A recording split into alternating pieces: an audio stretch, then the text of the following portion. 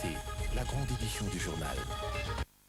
Merci de nous rejoindre aux 20h, Madame, Messieurs. Bonsoir. À la une ce soir, il n'y a pas de risque à investir en RDC. Une étude de Bloomfield sur la période allant de juin 2022 à juin 2023 le démontre. Les résultats ont été publiés aujourd'hui au cours de la conférence Risque Pays RDC tenue à Kinshasa. Gestion intégrée des déchets dans la capitale. Pour la première fois, la ville va quantifier de manière fiable la production des déchets. Un contrat a été signé entre le gouvernement et les privés pour la réalisation d'une étude de faisabilité du dit projet. Au Kasaï, des infrastructures métalliques sont en route pour remplacer l'ancien pont Kamwisha détérioré. L'Office des routes accélère le plan de réunification du pays par voie de communication pour faciliter le déplacement des populations et la traversée des marchandises. C'est tout pour les titres. Madame, Monsieur, bonsoir et bienvenue à toutes et à tous. La RDC garde son leadership dans la gestion de la question sécuritaire dans l'est du pays. Cela a été rappelé dans le compromis trouvé hier à l'issue du sommet quadripartite de Luanda, rencontre qui a réuni des chefs d'État africains dont Félix-Antoine Tshisekedi Tshilombo de la RDC. Le président congolais Félix-Antoine Tshisekedi Tshilombo a fait l'aller-retour ce mardi 27 juin de Kinshasa à Luanda, Luanda-Kinshasa, pour participer au sommet quadripartite sur la situation sécuritaire à l'est de la République démocratique du Congo. À la table des discussions ont pris part également les chefs d'État de la région, dont Joao Lorenzo, l'hôte de l'événement, le président gabonais Ali Bongo Ondimba, du Burundi Évariste Ndayishimiye, le président du Zimbabwe Emerson Mnangagwa, ainsi que Uhuru Kenyatta, ancien président du Kenya. Le président Tshisekedi a insisté sur la fréquence de ces sommets, le 5e organisé à Luanda sous la supervision de l'Union africaine avec la coopération des Nations unies et le 2e de cette année 2023. Signe de l'urgence de mettre fin à cette crise qui gangrène l'Est du Congo. Durant son allocution, le président a souligné également que la raison même de ce sommet quadripartite est l'application du plan de paix déjà défini et approuvé par l'ensemble de la communauté des nations et de l'Afrique. Selon le communiqué final, le sommet a adopté le cadre conjoint de coordination des initiatives de paix à l'est de la République démocratique du Congo par la communauté de l'Afrique de l'Est, la EAC, la communauté économique des États de l'Afrique centrale, la CEAC, la conférence internationale sur la région des Grands Lacs, la CIRGL, ainsi que sur la communauté de développement de l'Afrique australe, la SADC, et les Nations unies sous les auspices de l'Union africaine. Celui-ci harmonise les initiatives du quadripartite conformément aux instruments et décisions pertinentes avec une répartition claire des responsabilités et des accords délais. On est parvenu à trouver un compromis. La RDC qui est concernée, qui invite, qui est en fait au centre de tout, qui signe les accords, c'est la RDC qui fait la coordination. L'Union africaine de manière spécifique facilite l'harmonisation et la coordination et participe à la mobilisation de ressources à la fois pour le fonctionnement des activités des forces régionales et pour financer l'aide humanitaire à nos compatriotes forcés à l'exil ainsi que pour mettre en exécution les PDD-RCS, le programme de mobilisation des armements, développement communautaire et intégration sociale. Le plan d'action conjoint, processus de Nairobi, processus de Luanda, tel qu'il a été adopté l'année dernière, approuvé par le Conseil paix et sécurité de l'Union africaine et la conférence des chefs d'État, soutenu par le Conseil de sécurité, c'est ce plan d'action qui reste l'instrument, le seul instrument, la seule feuille de route à exécuter. Étant entendu aussi que le leadership de la RDC est accepté par tout le monde et que la RDC doit s'approprier le processus de paix dans notre pays.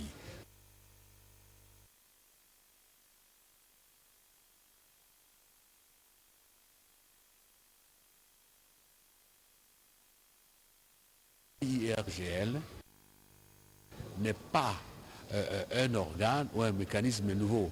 C'est tout simplement une plateforme de concertation et d'harmonisation pour nous permettre justement de savoir qui fait quoi, qui ne fait pas quoi, de manière à éviter la cacophonie, le télescopage et les doubles emplois inutiles. Il est important que l'opinion sache que le travail qui devait être fait par les experts militaires pour définir le cadre, le statut, pour définir les modalités pratiques de déploiement, notamment l'aire de déploiement et voir aussi d'autres conditions de logistique, ce travail est terminé. Il reste maintenant la réunion des chefs d'état-major, la réunion des ministres de défense et finalement le sommet des chefs d'État. Le financement est garanti par notre pays et ici, la SADC a été représentée d'ailleurs. Ce sommet se tient à la demande de la SADC parce qu'elle tient à venir dans des conditions de clarté. La RDC veut être à la manœuvre des opérations pour la restauration de la paix à la partie orientale de son territoire et laisser la gestion des aspects diplomatiques et politiques à l'Union africaine. Car comme le dit l'adage, aux problèmes africains, des solutions africaines. La RDC sur la liste des meilleures destinations des affaires dans le monde. Un rapport d'une étude sur la cartographie de risque modéré investissement publié aujourd'hui l'a prouvé. Rapport présenté au cours de la deuxième édition de la conférence Risque Pays RDC, cérémonie à laquelle le Premier ministre a pris part. Reportage de Patti Tondouango Kizunda, Ida Tongo, Julien Piana. Cette conférence a connu 3 temps forts. D'abord, la présentation du rapport de la cartographie des risques d'investir en République démocratique du Congo dans la période allant de juin 2022 à juin 2023. Stanislas Cézé, président directeur général de l'agence Bloomfield Investment Corporation, a noté que la République démocratique du Congo reste dans la catégorie des risques modérés où n'existe pas des risques d'investissement. 3 éléments fondamentaux qui ont permis cette amélioration, c'est la performance extraordinaire de l'économie, c'est la gestion prudente des finances publiques et le renforcement de l'environnement financier en RDC. En réaction à ces rapports, le ministre des Finances Nicolas Kazadi indique que cette meilleure note est une illustration des efforts menés par le gouvernement Sama pour renforcer l'économie congolaise de la manière transversale. Dans son intervention, le Premier ministre, chef du gouvernement, Jean-Michel Sama Lukonde Kyenge, a loué les efforts du gouvernement pour améliorer le climat des affaires. Au-delà des efforts fournis, le développement viendra du secteur privé avec la diversification de l'économie. L'effort du gouvernement pour améliorer non seulement notre climat des affaires, mais surtout notre potentiel d'investissement va dans le sens de répondre à une question sociale du plus haut niveau, celui de la création des emplois et de la création des richesses. Cette conférence Risque Pays de la République démocratique du Congo a été sanctionnée par des échanges autour des 4 panels thématiques. L'état de siège est prorogé au Nord Kivu et en Ituri. Le texte a été adopté à l'issue d'une réunion présidée par le chef du gouvernement. C'est sur instruction du chef de l'État Félix-Antoine Tshisekedi Tshilombo que le Premier ministre et chef du gouvernement Jean-Michel Sama Lukonde Kyenge a présidé ce mercredi 28 juin 2023 une réunion du Conseil des ministres restreint. Et c'est là dans le but de statuer sur l'adoption du projet d'ordonnance-loi portant prorogation de l'état de siège. Conformément à l'article 48 alinéa 3 de l'ordonnance portant organisation et fonctionnement du gouvernement, modalité de collaboration entre le président de la République, le Premier ministre et les membres du gouvernement, le Premier ministre, après concertation avec le chef de l'État, a réuni le membre du gouvernement pour statuer sur un seul point à l'ordre du jour, à savoir l'adoption du projet d'ordonnance-loi portant prorogation de l'état de siège. Après adoption, ce texte sera envoyé au président de la République pour sa promulgation et va entrer en vigueur au plus tard le 30 juin 2023, a conclu le porte-parole du gouvernement. Merci.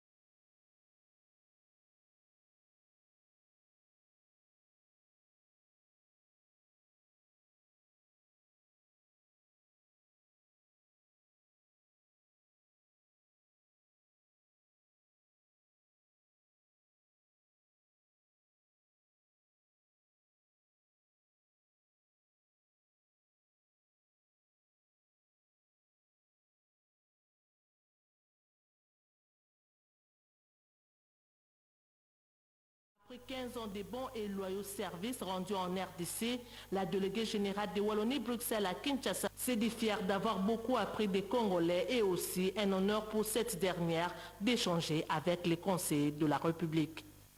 Processus électoral, les bureaux de réception des candidatures pour la députation nationale restent ouverts jusqu'au 15 juillet prochain. Plusieurs membres de l'équipe de la CENI ont été déployés dans certains coins du pays pour superviser les opérations. Téti Samba fait la ronde dans ce reportage. Ouverts depuis le dimanche 25 juin 2023 à travers le pays, les bureaux de réception et de traitement des candidatures pour la députation nationale sont opérationnels. Dans la province du Bandundu, l'opération a été lancée par le premier vice-président de la CENI, bienvenue Ilanga Limbo.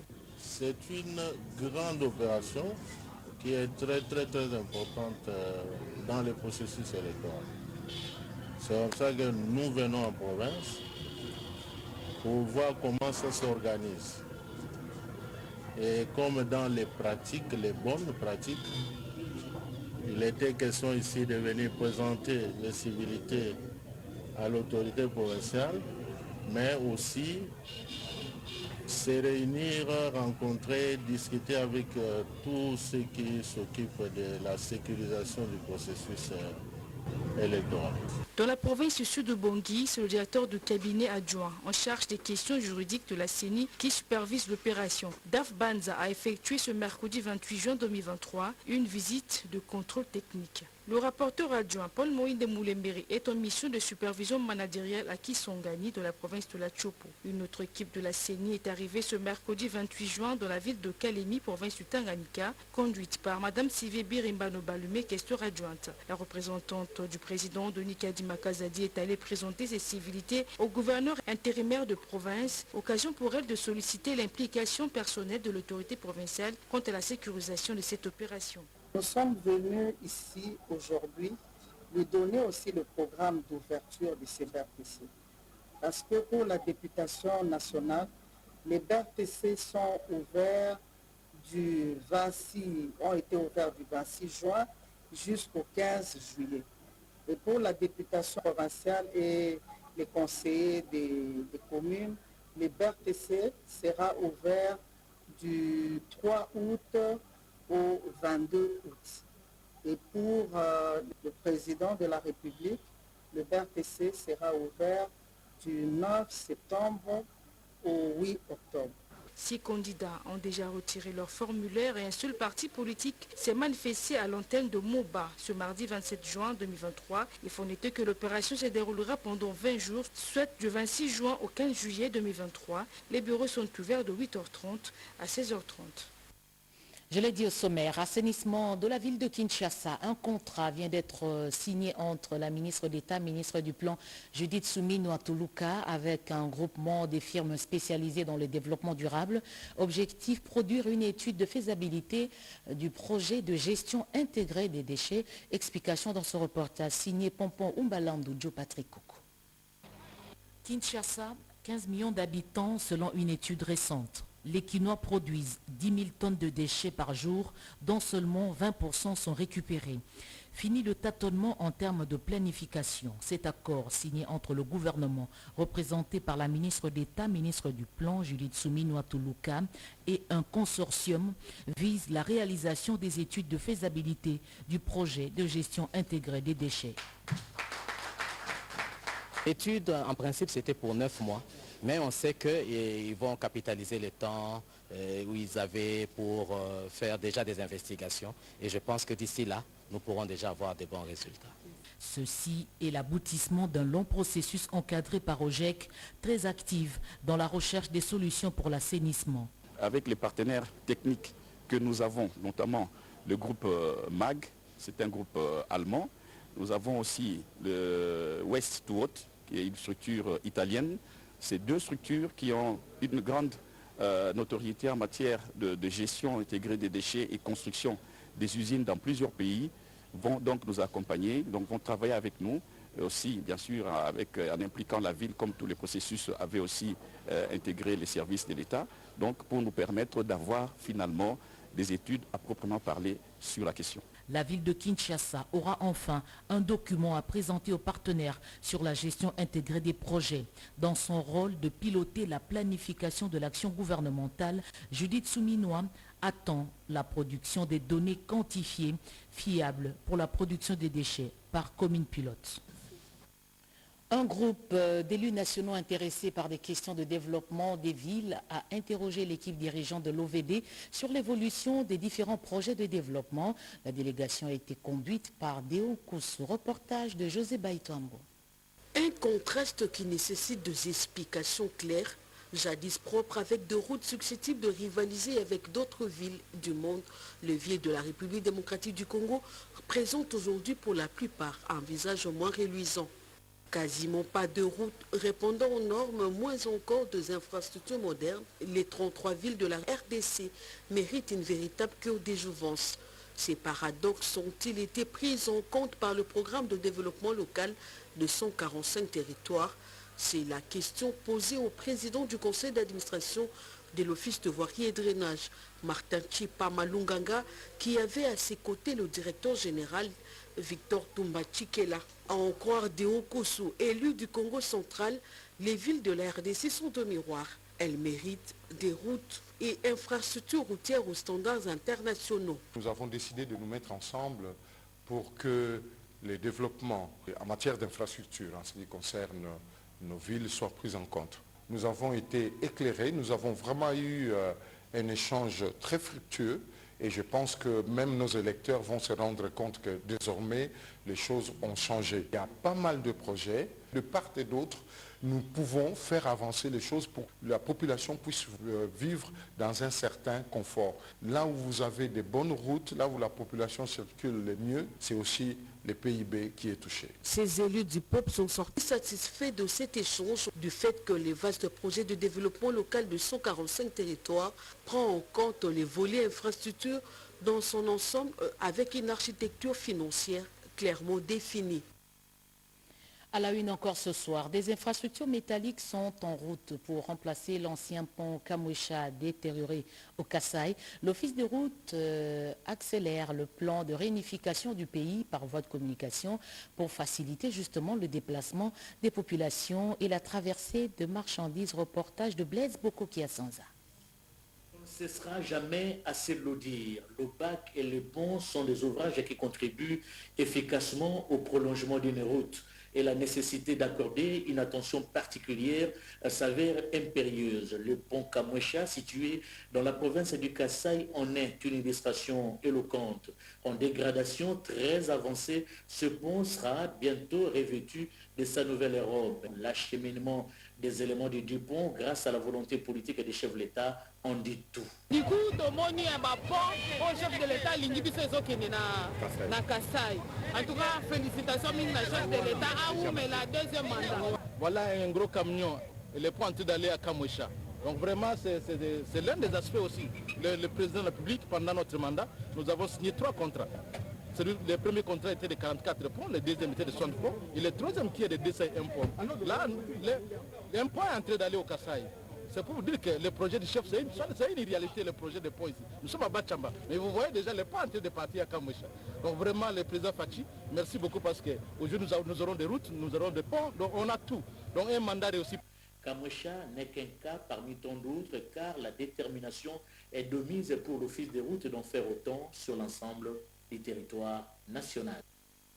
30 juin, date de la célébration de l'accession de notre pays à la souveraineté nationale et internationale. À cette même date, il est prévu une journée d'action de grâce au stade de Martyrs. Les organisateurs de cette cérémonie l'ont annoncé au cours d'une conférence de presse. Reportage de Jeuni Dada Chabani.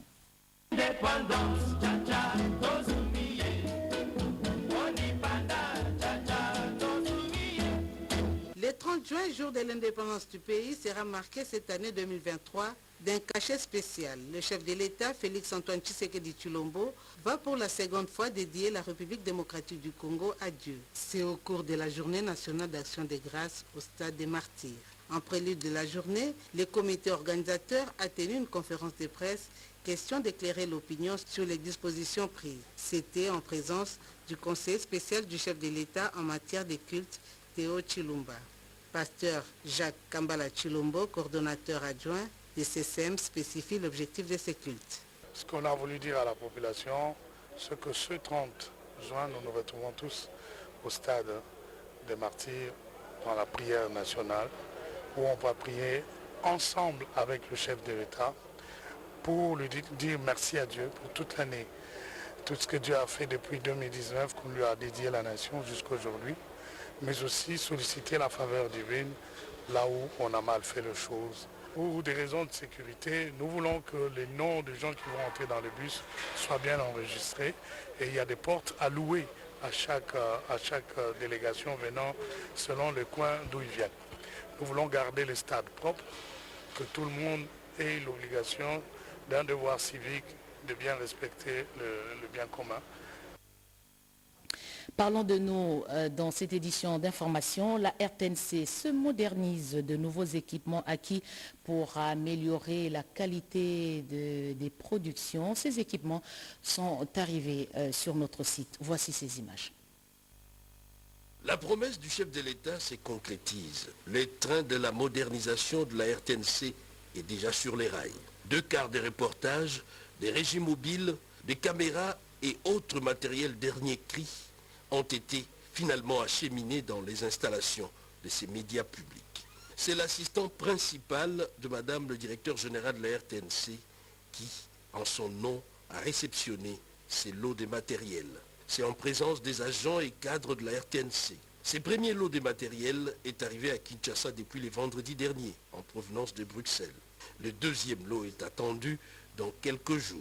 Avec ces gestes, l'approche changement des narratifs prend de plus en plus corps pour tordre finalement le cou aux mauvaises langues. C'est grâce au président de la République qui nous a accompagnés dans ce grand travail de la réforme de la radio-télévision nationale congolaise. Ici, nous voulons exprimer toute notre gratitude à son endroit, au nom des agents et cadres de la RTNC, parce qu'enfin, les cars attendus sont en train d'être réceptionnés à Kinshasa. Il est vrai que le gouvernement également nous a accompagnés parce que dans les nombreuses démarches que nous avons entamées, ils nous ont accompagnés pour que toutes les démarches qui sont requises soient réalisées et nous faciliter d'accéder à tout ce matériel.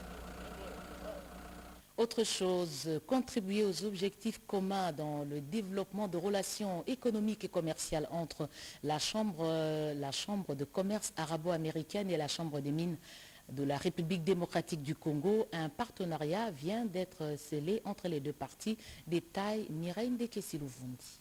Merci beaucoup. La FEC, à travers la Chambre de mines RDC et le consortium, la nationale américaine, Chambre de commerce arabe, NUSAC, font preuve d'un partenariat. Tout a commencé par un briefing de la coordinatrice de la Chambre de mines, Bernadette Poundou, qui reprend du service après avoir connu la perte d'un être cher, a démontré à la dite délégation conduite par l'ambassadeur de la Tunisie en RDC, la contribution de cette chambre à l'économie nationale. C'était en présence du secrétaire général de la dite chambre. Dans les concrets, un accord a été signé entre les deux parties sous la conduite du président de la Chambre de mines, Louis Watoum, dans le but d'encourager les commerces et l'investissement entre les deux parties, identifier les opportunités de coopération dans divers domaines commerciaux. Un des points saillants de ce projet, au-delà du fait que nous parlons de mines, mais nous parlons de cette jeunesse africaine qui a besoin de voir des investissements qui va en elle pour qu'elle puisse jouer son vrai rôle d'agent de développement économique. David Amod, président de la NUSAC, s'est dit honoré de contribuer à l'atteinte des objectifs communs. Les mines, c'est le centre de l'économie ici. Le partenariat avec Chambre de mines, notre chambre, à mon avis, c'est une opportunité extraordinaire pour le partenariat, échanger des opportunités pour la jeunesse entre les deux pays. Journée chargée pour la Chambre de mines qui a par la suite reçu en audience la délégation de la CGS, membre de la FEC, spécialisée dans la certification des échantillons miniers. Elle tient ainsi à accompagner l'État congolais dans l'assainissement du climat des affaires en RDC. Rideau sur le 3e forum national consacré à la vaccination et à l'éradication de la poliomyélite en République démocratique du Congo. Ces travaux ont été clôturés par le président de la République. Reportage de Blandine Zovo et Coco Molicho. En République démocratique du Congo, un enfant sur 5 n'a jamais reçu aucune dose de vaccin et un enfant sur 3 n'a pas suivi son calendrier complet de vaccination alors que le vaccin sauve des vies, surtout celles des enfants. Voilà pourquoi il est important d'investir dans ce domaine. Le 3e Forum national sur la vaccination et l'éradication de la poliomyélite en RDC s'est fixé comme objectif d'atteindre d'ici 2027 au moins 75% de couverture vaccinale complète pour les enfants avant leur premier anniversaire. La disponibilité des vaccins, le financement régulier des activités de vaccination et l'insécurité dans certaines provinces, autant de défis à relever parmi tant d'autres. Devant le chef de l'État, venu personnellement présider la cérémonie de clôture des travaux de ce forum, le ministre de la Santé publique, Hygiène et Prévention, Dr Roger Kamba, évoque la construction de 1000 hôpitaux prévu dans le cadre du programme de développement local des 145 territoires initié par le président de la République qui fera sans nul doute booster le pays vers cet objectif sanitaire majeur. La RDC est passée parmi les pays en tête en Afrique et vous avez été déclaré champion de la vaccination suite à cet engagement qui a fait venir tous les gouverneurs de province lors du premier forum. Et vous avez maintenu cela en dehors de l'épisode Covid où nous n'avons pas organisé lors du 2e et du 3e forum. Aujourd'hui, Monsieur le Président, vous avez décidé, dans le cadre du programme de 145 territoires, de bâtir plusieurs centres de santé et il y en aura avant la fin de l'année 1000 au total. Beaucoup sont déjà livrés. Et c'est autour de ces centres que nous allons bâtir le système de soins de santé primaire. Un honneur pour le garant de la nation qui a inscrit la couverture santé universelle parmi les priorités de ses actions à la tête de la République démocratique du Congo. Estimant que la vaccination est l'un des moyens les plus sûrs et les plus efficaces dans la prévention de la santé des enfants, le président de la République a insisté qu'elle demeure l'une des priorités contraignantes au niveau du gouvernement central et souhaite que cela soit également dupliqué dans toutes les provinces. Je suis heureux de vous dire que le gouvernement a honoré les engagements pris pour l'achat de vaccins chaque année et sera en mesure de le faire cette année aussi.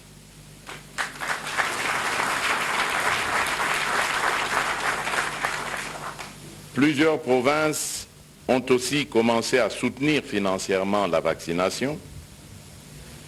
Le programme concentre désormais ses efforts en faveur des enfants les plus vulnérables, les enfants dits zéro dose, qui ne sont à ce jour pas du tout immunisés. Les objectifs que nous visons sont d'autant plus importants au vu des épidémies de rougeole et de polio qui se veulent toujours plus résilientes, en témoigne leur recrudescence ces dernières années dans notre pays. Comme lors des précédentes éditions, ce 3e forum de haut niveau s'inscrit dans le cadre des engagements du gouvernement de la RDC de faire de la vaccination et de l'éradication de la poliomyélite l'une de ses priorités, suivant la vision du président de la République. Le chef de l'État a clôturé ses travaux avec une mention spéciale à tous les partenaires financiers et techniques de la RDC pour leur apport considérable dans le domaine de la vaccination.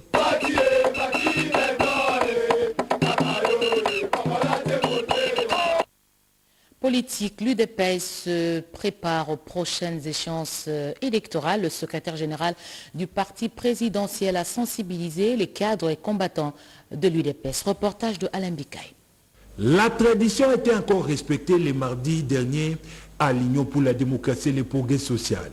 Les cadres et combattants ont répondu à l'appel de leur secrétaire général pour une matinée politique convoquée à la veille. En chef des troupes, le numéro 1 du parti présidentiel a galvanisé ses états-majors sur les élections de décembre prochain. Selon Augustin Kabouya, son parti est prêt à aller aux élections et affronter n'importe quel candidat, car le candidat Félix Antoine Tshisekedi Tshilombo a un bilan à présenter aux souverains primaires. poursuivant Augustin Kabouya a alerté de la base de son parti sur les stratagèmes mis en place par l'opposition pour qu'on n'aille pas aux élections. Au lieu de se préparer pour aller aux élections, les opposants étaient dans la distraction et les injures contre les chefs de l'État, a-t-il indiqué. Selon lui, ces politiciens en perte de vitesse sont allés engager même les serviteurs de Dieu pour des fins politiques alors qu'on ne joue pas avec ces derniers sous peine d'être maudits jusqu'à la 3e génération. La fuite en avant du leader de la Mouka prouve que les opposants ne sont pas prêts pour aller aux élections, a martelé Augustin Kabouya. Le temps des conciliabules politiques pour le partage du pouvoir appartient au passé car la population a déjà mis fin à ces pratiques aux élections de 2018. Au cours de cette manifestation, le chef de l'exécutif national de l'IDPS a appelé les présidents fédéraux à s'apprêter avec des listes de candidats du parti à Kinshasa pour leur dépôt à la CENI.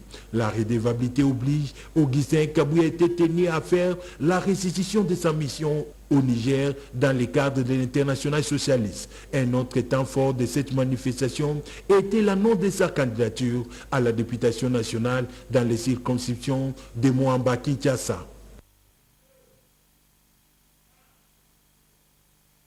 Du mouvement d'éveil patriotique dit Debout Congolais, c'est bien cela. Effectivement. Merci de répondre à notre invitation. Alors, vous projetez d'organiser 2 activités de manière simultanée. C'est où et quel est l'objectif?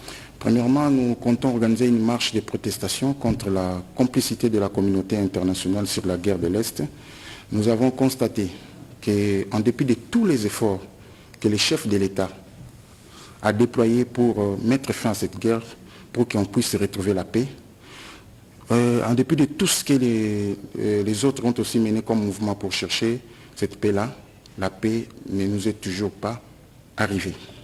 Alors nous avons compris que les officiels ont fait leur travail.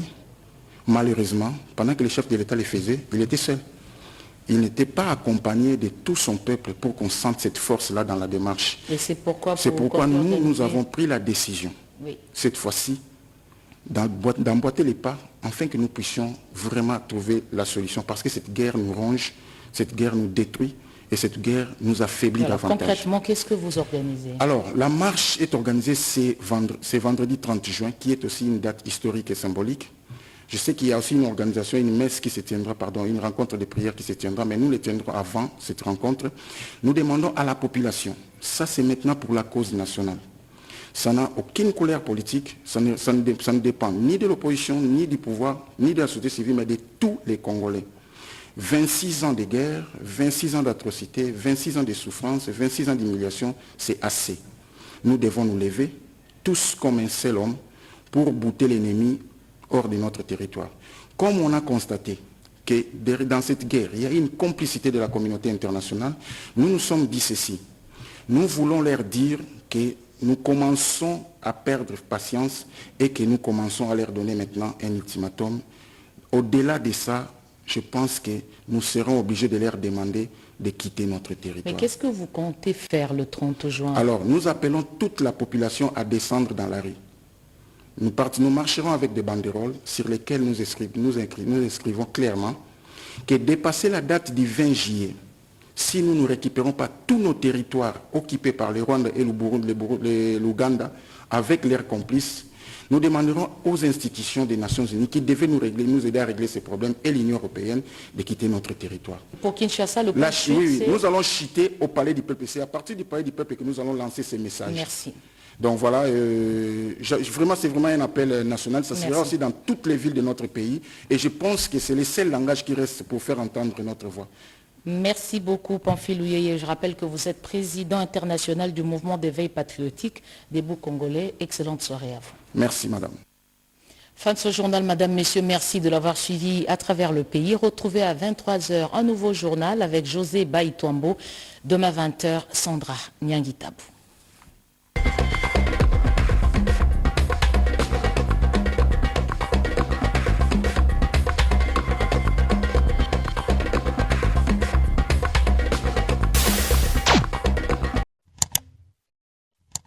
Africa cool. Et ben cool. Africa cool. Ben cool. Le quoi cool matopi. Après toujours.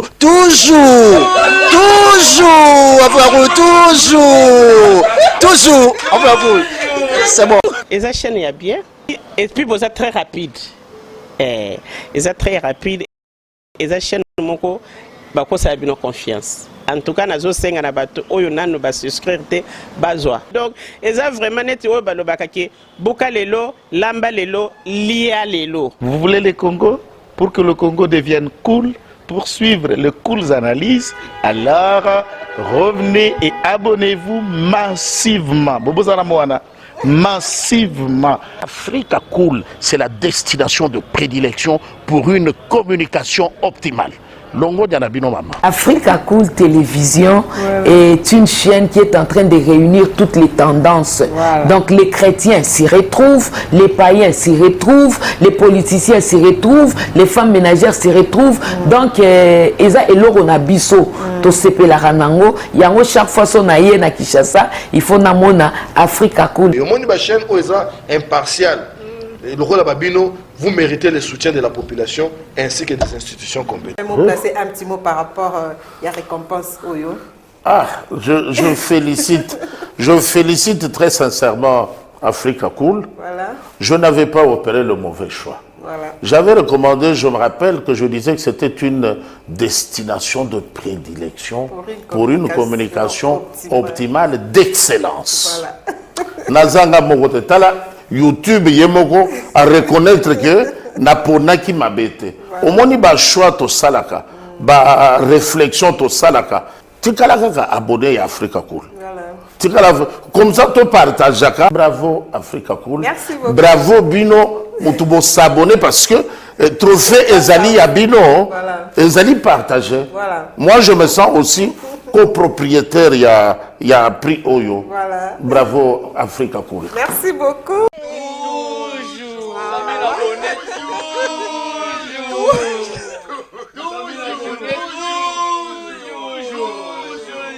Voilà.